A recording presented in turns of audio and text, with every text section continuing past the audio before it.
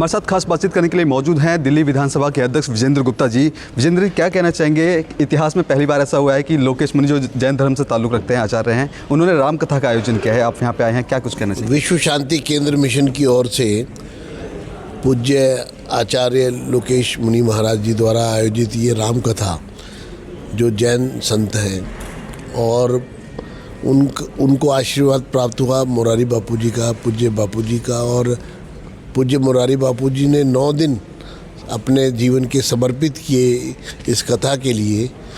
मैं निश्चित रूप से ये कह सकता हूँ कि ये जो अद्भुत संगम है, ये विश्व शांति के लिए इसका निश्चित प्रभाव होगा और लोगों को जो श्रवण होगा, मैं देख रहा हूँ कि हज़ारों आंखें नम हैं। आज जब बापू ने कथा शुरू की तो वो भाव विभोर हो गए सब लोग, और मैं भी भाव विभोर हो गया।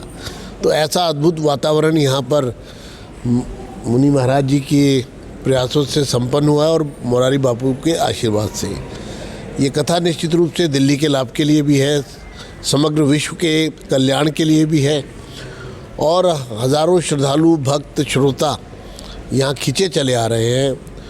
और मेरी तो फ़्लाइट है अभी और बार बार मुझे लगा कहीं फ़्लाइट ही मिस ना हो जाए, तो एक धुंध में था कि मन तो यहाँ है और जाना वहाँ है। तो एक दिन आना है, जब भी समय मिले। जी जी विजेंद्र, यहाँ पे बड़ी संख्या में हमने युवाओं को भी देखा जो आमतौर पे हिंदू संस्कृति से कहीं ना कहीं पिछड़ते हुए दिख रहे हैं। क्या कुछ खास संदेश देना चाहेंगे इस रामकथा के माध्यम से युवाओं को?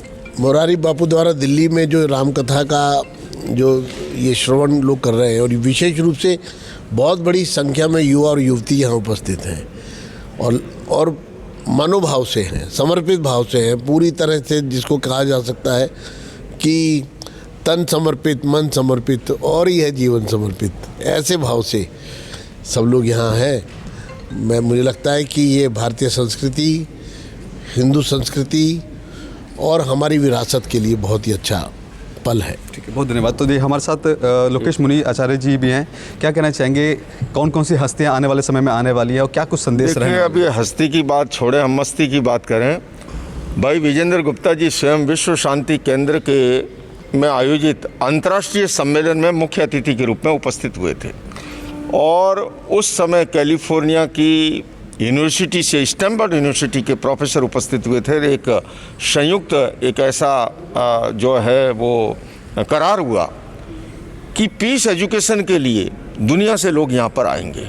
तो ये केवल सैद्धांतिक चर्चा नहीं हो रही है, मैं आपसे ये कहना चाह रहा हूँ, ये वास्तव में हम विश्व शांति की ओर लेकर के जा रहे हैं। भारत आने वाले समय में उसकी अग्रिम भूमिका निभाएगा। तो ये अपने आप में बहुत ही महत्वपूर्ण है। और अभी आपका फ़्लाइट का समय भी है, हम चाहेंगे किसी दिन, एक दिन और फिर जो है पुनः, जैसे कल जो हमारे भारत के पूर्व राष्ट्रपति आए रामनाथ कोविंद जी, वो भी कह के गए कि मैं आज भी आया हूँ, समापन पे भी आऊँगा और बीच में एक दिन और आऊँगा। तो अब देखते हैं। खास संदेश देना चाहेंगे रामकथा के माध्यम से? देखिए, रामकथा का एक ही संदेश है, ये इस कथा ने सनातन की सारी शक्तियों को जोड़ा है। सनातन धर्म का अर्थ ही है शाश्वत धर्म, त्रिकालिक धर्म, सदा से चला आ रहा धर्म। और वो कौन सा हो सकता है? वो हो सकता है करुणा, वो हो सकता है कंपेशन, लव, सत्य, अहिंसा, प्रेम, भाईचारा।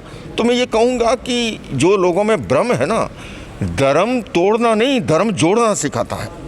तोड़ने का काम करती है कट्टरपंथी सोच, मजहब, संप्रदाय, मेरा संप्रदाय आगे है।